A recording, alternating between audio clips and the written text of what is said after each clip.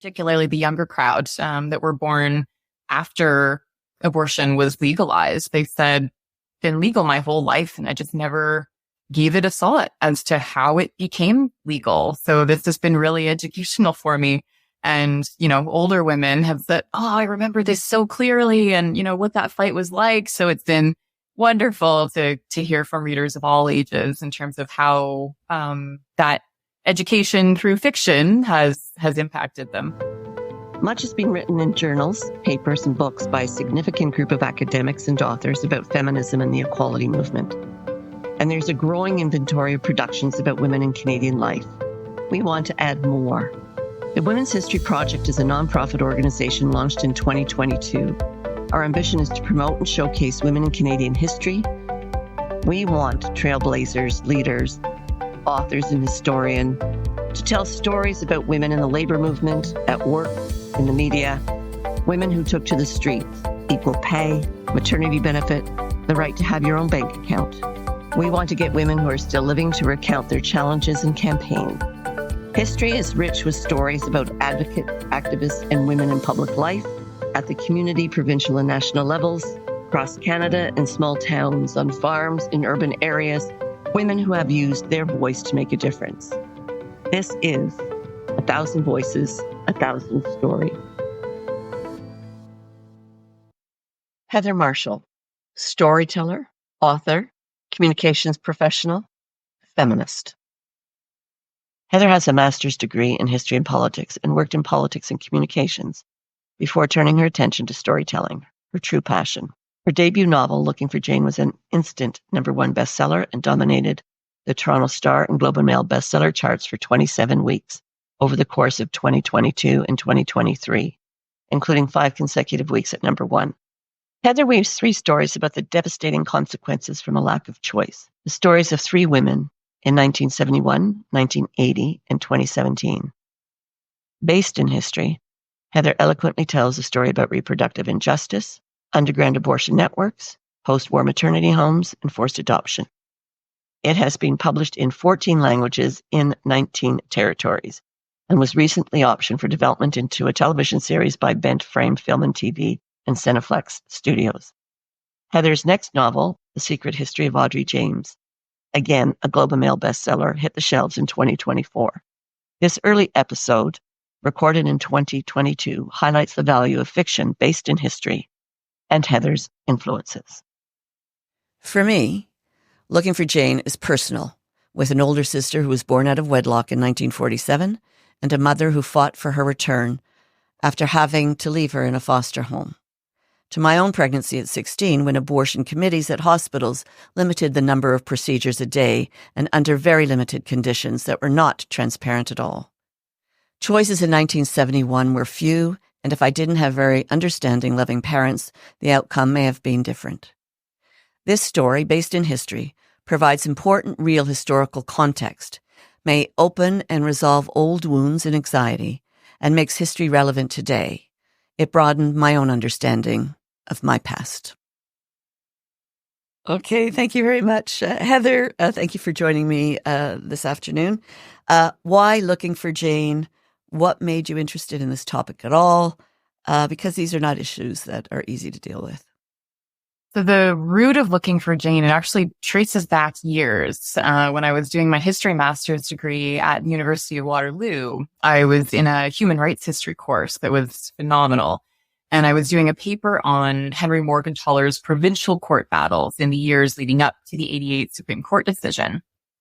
And as I was doing the research, down in the bowels of the library, going through all the microfiche, I thought, this would make a great novel. This is so dramatic and compelling. And I can, see these women, these people that were in this fight. And I thought that's just something I would really like to read. Then years later, just completely randomly, I was researching something else entirely. And I stumbled down this rabbit hole and came across an article from the National Post in 2013 or 2014, around then, that was this expose on the maternity home scandal. It was that number of 300,000 women and girls that were forced or coerced into giving their babies up for adoption over that 30-year period. it hit me so hard. And I thought, I'm a feminist. I'm a student of history. I'm the type of person that should have come across this information years ago, and I didn't. So what are the odds that I'll say sort of more the average Canadian who, maybe isn't a feminist or didn't study history knows about this piece of our history? And I had a look to see if anyone had really written about this from the angle I was looking at, and it hadn't been done. So I had these ideas for 2 novels in my head, and I was trying to get them each to work and was sort of struggling to make the plot work in each of them. And then one day, I like to tell this story, I was laying in the bath, which is where a lot of my good ideas come to me. I think it's just the sensory deprivation. I don't have my phone. There's no distractions, just kind of floating around in the water thinking. And it occurred to me that it just sort of clicked that these were actually just 2 threads of the same theme, the same story, which is women having agency over their bodies and over their lives. So when that clicked, I literally screamed for my husband to bring me my notebook. I still have this waterlogged notebook where I was making all of these notes because it dropped into my head almost fully formed. And I started writing it from there. But yeah, there were times where people said, "Oh, wow, you're writing a book about abortion." And it is and it isn't. But it was something that, both of these topics with women's reproductive rights and the maternity home system, they've previously been topics that are whispered about and haven't been spoken about openly. So that was how Jane came to be. I spent about a year researching and writing, and the research was very emotional. And I sent it off to some agents, and it got picked up within 48 hours. Multiple agents were interested. And then Simon & Schuster Canada picked it up almost immediately for publication. So they also thought, this is a story that needs to be told. And it did resonate with people. So yeah, I'm glad those conversations are happening. One of the things that our Women's History Project does is try to identify some of those issues, because a lot of people will not know the backstory. They will know about the not so great access to abortion services in Canada, because there's still problems with access. They'll know about it. They'll have maybe heard about Morgan Tyler, but they really don't know when or how, or there's not the context. So the novel is a really interesting way to put it all in perspective, I think. So I was overwhelmed by the book, and I know other people have been too. I'm interested in hearing about some of the background search that you talk about. You would have talked to women about this. You talked to Judy Rebick, for instance. You acknowledge her in the credits. Tell us a little bit about some of those stories and how you really delved down in the women that you talked to get that really solid history foundation. So one of the difficulties with writing a book about things that people usually only whisper about is trying to find people willing to talk. So interviews were key to get women's experiences, to really bring that to life on the page. So I tried actually first to reach out to an organization called Origins Canada, which was established by a woman who was herself a maternity home survivor. And she's a lobbyist now trying to get the apology from the federal government. And my email slipped through the cracks back when I was doing my research. So we never connected, and I had trouble finding women who were willing to talk about their experiences. So I had to turn to secondary resources. And there was one Canadian book and one from the American perspective, and a few from Irish and English perspectives about the maternity homes. And I was surprised to see how remarkably similar the experiences were, regardless of where you lived. It was just the culture of the time period across the board. These women had some pretty horrendous experiences. So these were firsthand accounts that other researchers had been able to compile. And that research was really, really intense. There were a couple times where I had to sort of step back from it and take a bit of an emotional breather. And when it came to motherhood and childbirth and pregnancy and reproductive justice, I wasn't a mom yet. I had never experienced a pregnancy yet when I was doing this research.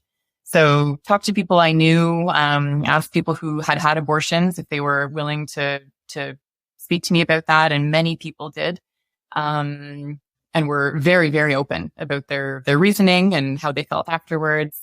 to some extent, I felt more like I was just channeling other women's stories. I wasn't creating it all that much.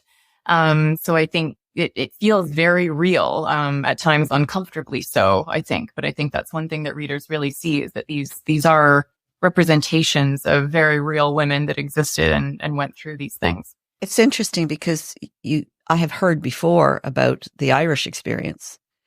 But I hadn't, laundries. yeah, but I hadn't heard that this was a problem in Canada. Though in my own life, my older sister was born out of wedlock, and my mother had put her in a foster home and then had problems getting her out of the foster home when my mother was in a position. And this was like 1947. So something similar. She had to go to court, and it took a lot of money and a lot of time to get her daughter back, because it was a foster. So it wasn't quite the same, but it was the same kind of era and the same kind of, it was, so you hear about the Irish experience, but you don't hear about the Canadian experience. So well done on you for that. Did you ever meet with and talk to Judy Rebick about the Morgan Tyler? So one of my first feminist texts was 10,000 Roses, which my mom gave to me in my late teens sometime. So I still had all these documents. Again, it was kind of felt a little bit like Kismet in some ways. When I started doing the research, I thought, I'm going to delve into that and delve into that. And so I knew she was someone that I wanted to talk to, because I thought I want to get a perspective of the boots on the ground. And she was so instrumental and close to Morgenthaler. So I emailed Judy at the ramble.ca address that I could find and said, "Hi, I'm a nobody. I'm writing this book. Would you have a conversation with me?" And she said, "Yep, come on up." I was actually going to be in Toronto. I did the Humber School for Writers workshop in July of, I guess that was 2019. And so I said, "Perfect. I'm going to be in Toronto." So we met. She invited me over to her apartment. We had a drink, and I just chatted with her for 2 or 3 hours. And I just said, "Can you give me a sense of, what it felt like? How did you get involved, sort of start to finish? Anything, do you feel is left unresolved? What were the hiccups? What were the glitches? What were the challenges?" And we had a really, really great exchange. I've been in touch with her since, as when the book got picked up for publication and everything. I think she was quite tickled that it had been. So that was a wonderful conversation. I'm so grateful that I got that perspective from her. I wasn't able to connect with anyone. I think it might be a little bit different now if I tried. My name's out there a little bit more, but I did get Judy's perspective on that, and she sort of shared some of their stories in addition to what was already in 10,000 Roses. And there were some things, interviews even on the CBC archives. There was lots of resource material for me to delve into and kind of pull from. In fact, when we did our event around sexual health and reproductive justice, she actually attended as one of the as a guest. Like, she wasn't one of the presenters. She's still interested and active in the topic. The abortion caravan and Karen Wells. Did you talk to Karen, or did you talk to any of the women who went on the abortion caravan? The scene with the abortion caravan and the protest in Ottawa, I had to fight to keep that one in, because the book was a bit long. There was a lot that hit the cutting room floor, and I felt really, really strongly that I wanted to keep that in there. It's action, it's exciting, but I thought I'd really like people to know this, because so few people do. And that's another thing I've heard from women of all ages who read the book, but particularly the younger crowd that were born after abortion was legalized. They said, "It's been legal my whole life, and I just never gave it a thought as to how it became legal. So this has been really educational for me." And, older women have said, "I remember this so clearly, and, what that fight was like." So it's been wonderful to hear from readers of all ages in terms of how that education through fiction has impacted them. It's the one thing that I want to do, is to be able to capture the voices of people. Our series is called 1,000 Voices, 1,000 Stories, and put it in context, because a lot of the younger people would not know how we got here. And then people like me go, "Oh, I forgot about that. I remember that. Oh, I forgot about that. Oh, I forgot about this." So the whole idea is to do different kinds of events or podcasts where we can actually explore some of those things and just remind people what it was like, and to actually honor the women that helped pave the way for us, because I think that is also really important. On to the next topic. You mentioned only very briefly about adoption and racialized women and the 1960s Indigenous scoop. You mentioned that all in the epilogue on author's notes. But today, intersectionality is so important. You can't have a conversation about feminism without talking about intersectionality. Did you come across any of that in terms of either your research or your ideas for writing the story? Racialized or lower income women. I know you have one of your characters is, lesbian. So, I mean, that's a little bit of that intersectionality, but talk a little bit more about that. Say the intersectionality of feminism is far more prevalent and I would say necessary, but for the time period that I was writing in, not so much. Valerie Andrews, the researcher that compiled the numbers, she's the director of Origins Canada, which I was mentioning before. And in her research, she says, this was an inherently racist system because white babies were commodities, for one thing. And as I say, there was an understanding that babies of color were not wanted or were unadoptable. So, no one benefited from this system. And I mean, I was taking a snapshot in history, right? So I was looking at the maternity homes, where, middle class and upper class white women went. There were almost no references to women of color.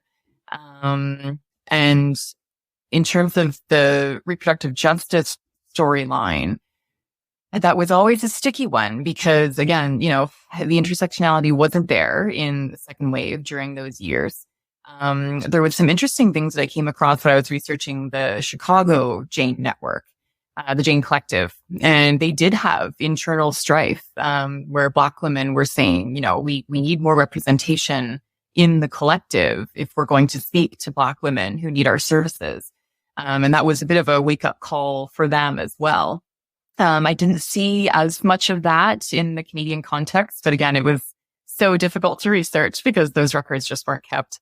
I did include the character of Alice, who is one of my favorite characters in the book. She's obviously a Black woman.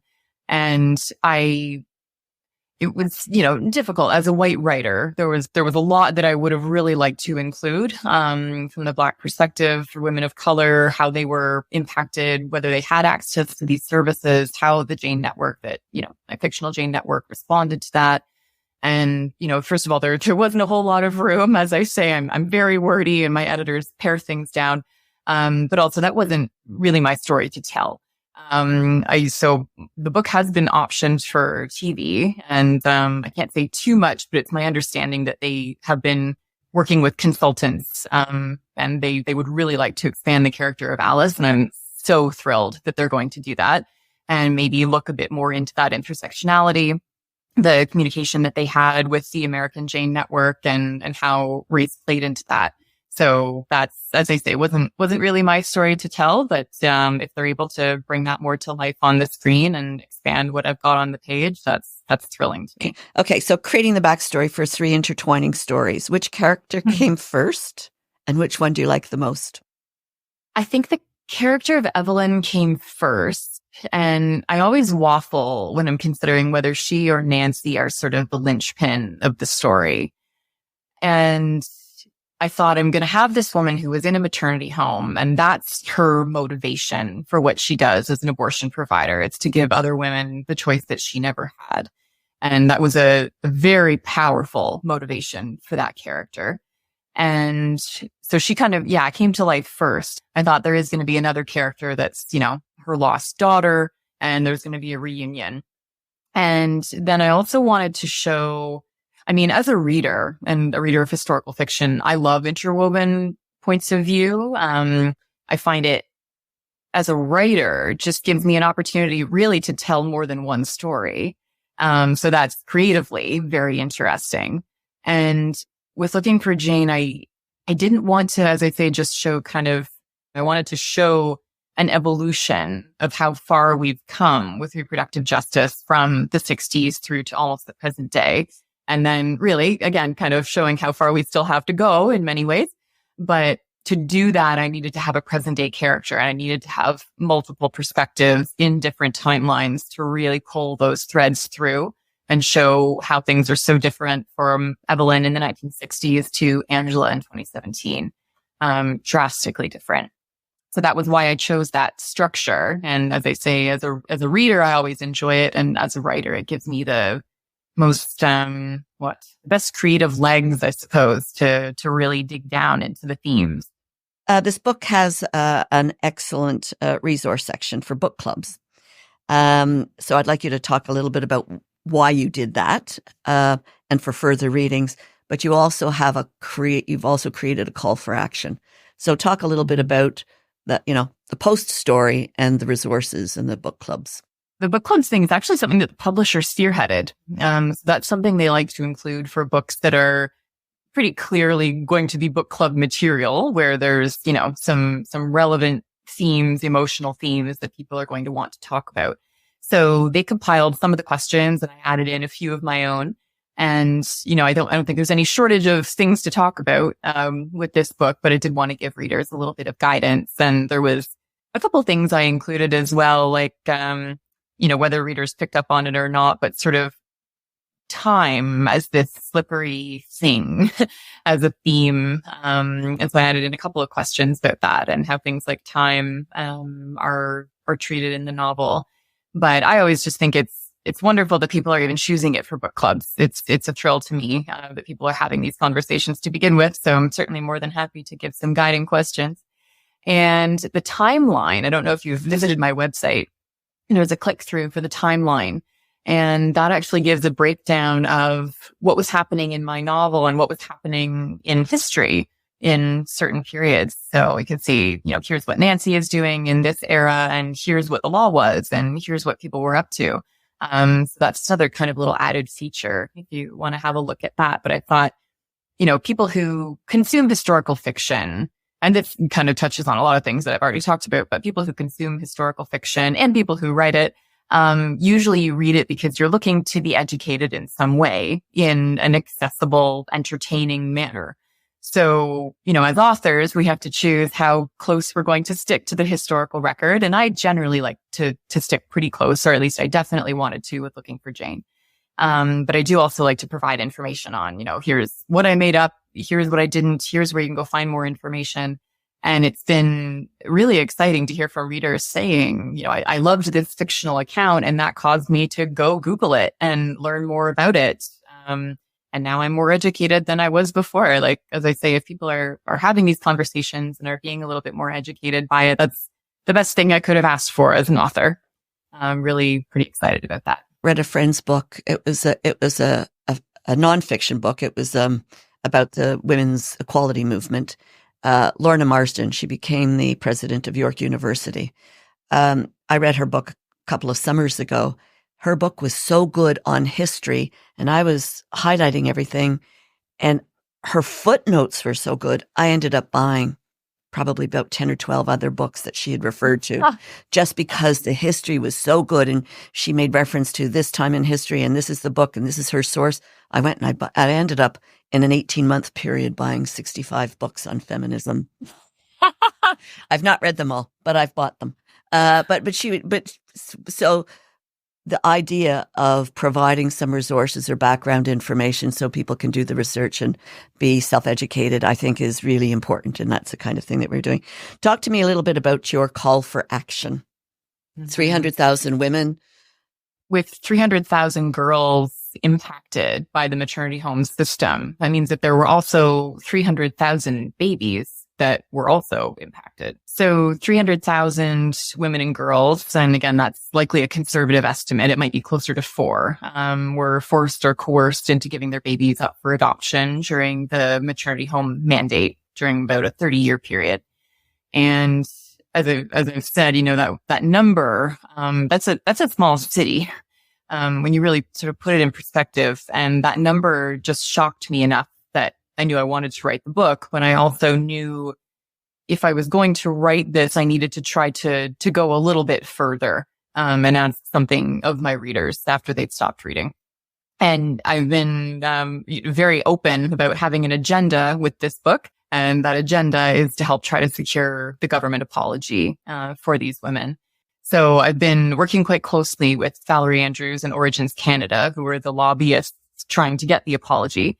They were the people that were finally able to secure the Senate committee report, which said, yes, this happened.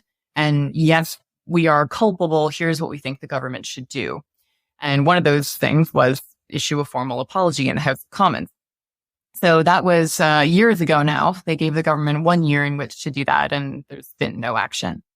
So there is actually a little bit more momentum now. I've been working closely with them. I've been pestering MPs. As I say, I do still have my foot in the door a little bit in terms of politics. So I've been reaching out to every contact that I can and saying, this really needs to happen, and time is running out. These women are aging. Many of them who were in the maternity home system in the 40s may very well have passed at this point. And this is something that really needs to happen. So I asked readers, if you were moved by the story, again, they are very real stories. These came from real women.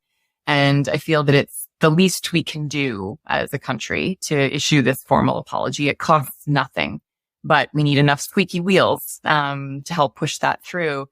And one thing in talking with Valerie Andrews that really, should have been obvious to me, but something about the way she phrased it just really hit home is she said, we were told to go home and never talk about this again. And so many of those women didn't even tell their spouses, didn't tell their children. A lot of people found out these things once they started doing, 23andMe, the genealogy, DNA. There's some surprises in family trees. And some women, really only as they were getting close to death, finally were able to admit it and talk about it. So she said the silence and the gaslighting and the way we were conditioned to not talk about it. She said, we're asking women who have maybe never even told their spouses to come down to Parliament Hill and advocate for themselves and lobby for an apology. So the number of women out of that 300 and plus thousand that are willing to do that is a minuscule percentage. Tiniest percentage of the women that were impacted are actually visible in the lobby. So I've been asking readers to fill their places, to use their voices where these women can't, and email, call your MP, make noise, demand that this happen. We are getting more and more support from MPs. We're hoping to set up a meeting with the Women's Caucus for a bit more of a united front. We're so close to getting this apology. And as I say, it's just the bare minimum that the government can do to help bring some measure of justice to these women. You've talked about the 300,000 women, but that means there was 300,000 babies. Did you ever, and you touch on this with Nancy Nancy, because I don't want to give everything away either. But with Nancy, did you talk to some of the babies? I have heard from children, and it's been, as I say again, quite humbling, hearing from a couple who've said, I never wanted to try to find my birth mother, but after reading your book now, I want to. Where do I start my search? I'm not really an authority on this, but as I say, I've just sort of been bowled over by the response and what the book has done, the conversations that it started, in terms of opening up, a little bit, because there's just so much secrecy and shame and stigma. So I think it's a whole different experience for the children. And that's another thing too, is, as you say, 300,000 women, then that's 300,000 Canadians. And now, they've gone on to have families of their own. And how many people are descended from one of these maternity home survivors? It's actually a lot. There's a lot of this. When you start talking to people about their family trees, you'll find this with some frequency. So again, as I say, I think I didn't even expect that it would touch people on the level that it has, or with the scope that it has, maybe. I think I thought that this book was targeted a bit more for, feminist readers between 30 and 60. And I've heard from men who said, yep, I was one of these babies, and only found out later in life and connected with my mom. People that I never thought would read the book, have read the book. And it seems to just be, a dark Canadian experience, the one that a lot of people apparently share. And that was what I heard from adoptees, especially the people that weren't told about it. They said, I just always felt that something was off. Some kind of intuition, I suppose. I mean, I've never experienced that. I can't explain that, but it's certainly a common account. Even, people that were adopted into completely loving families, love their adoptive parents. Just again, as I say, I always felt that something was a little bit out of step and weren't entirely shocked to learn it. What I wanted to demonstrate with Nancy was the shock came more with the betrayal, not with the fact that it was true. Anything else you want to raise or comment or tell us about the next book? Because I understand you're writing still or writing again. I actually just submitted the revisions to, the next draft of my next book, which should hit shelves around this time next spring sometime. I never thought I would write a World War II novel. I stumbled across a reference to a Canadian war heroine named Mona Parsons. And to the best of anyone's knowledge, she's the only Canadian civilian woman to have been sentenced to death and imprisoned by the Nazis during World War II. She and her husband were in the Netherlands, and they were helping downed Allied airmen get to safety. And she was imprisoned, ended up escaping prison during when an Allied bombing air raid, made her way back on foot to the Netherlands, where she was recovered by a Canadian regiment that had just liberated the Netherlands. And her story, I thought, this just writes itself. And she was such a brave, compelling character. She was an actress, and so her acting skills sort of helped her get by in certain moments. So I've deviated from her life story in some places and picked it up in others, and I'll talk about her a lot in the author's note. But my main character is heavily influenced by the life of Mona Parsons. So it takes place in Berlin, in kind of just before the outbreak of the war and into the war, and up on near the Scottish border in the north of England around the present day. So rather dark and moody up there. And so it's double timelines and, some, again, fairly heavy themes. But I hope people will enjoy it. It's the pressure is awful. So, oh my gosh, just, because of the reception to Looking for Jane, I just thought, I hope people know I can never recreate that magic. But I'll certainly try to make new magic, I suppose. I look forward to it. First of all, I like interesting Canadian women. That's what we do at our Women's History Project. And my daughter lives in Scotland. I just want to wrap this up. If you could just do your readings, and I think we can conclude it. I think that would be great. Cool. This excerpt is from Maggie's chapter, which, again, almost got cut. And I had to fight to keep this included. And I'm so glad we did, because I've, for a long time, felt like it's some of my best writing. And this was actually the excerpt that got me into the Humber School for Writers. So it has some meaning for me. Maggie closes the bathroom door behind her. Her sister-in-law has draped an assortment of fussy lace doilies over the back of the toilet tank. Several pots of face and hand creams are clustered together on the counter beside the sink. Rolls of fluffy pink hand towels are folded with unnatural neatness on the shelf above the toilet. Maggie turns the brass key in the lock and hears it slide into place with a satisfying click. She doesn't want to be disturbed. For months now, she's not had a moment alone. She craves peace and quiet and solitude and an end to the chaos. Her brother told her to go take a bath, then have a nap, and that they would talk once she had rested a while. She grips her hands on the edge of the counter now, bracing her weak body as she observes herself in the mirror. The girls were not allowed a mirror at the home, but it's only now that Maggie truly wonders why they were denied one. She can barely stand to look at her reflection, meet her own eyes, heavy with an indescribable exhaustion she fears she won't ever recover from. Her complexion is pallid, her features sunken and waxy. Her cheekbones are sharper than she's ever seen them. Maggie glances down at the stack of chatelaine magazines in the rack beside the toilet. A fresh young brunette graces the cover with penciled brows, red lips, and full rouged cheeks. Pretty and clean and new. She'll teach you how to make the perfect bundt cake for Sunday tea and settle a fussy child. How to clean your husband's shirts to pure white perfection, starched and ironed and ready for him each morning. Maggie wonders if the smiling cover girl can also offer lessons on how to scrub away the sweat and blood of the past, the incriminating stains of transgressions and bad fortune. lipstick from your husband's collar in a shade you don't own. Excellent. I want to thank you very, very much for this. I thought that was just fabulous. Anyway, good discussion. Thank you, Clifford. I think this is. I'm Debra Davis, president and co-founder of the Women's History Project. This has been the Women's History Project production, with thanks to our sponsors, partners, and special guests.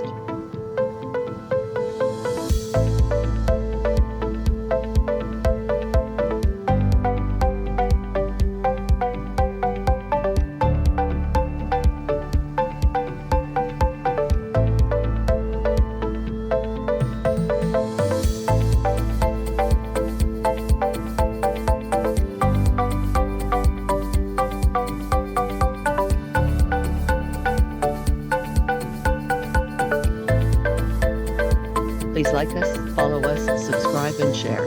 You can find out more about our first season of 1,000 Voices, 1,000 Stories on our website, www.womenshistoryproject.ca.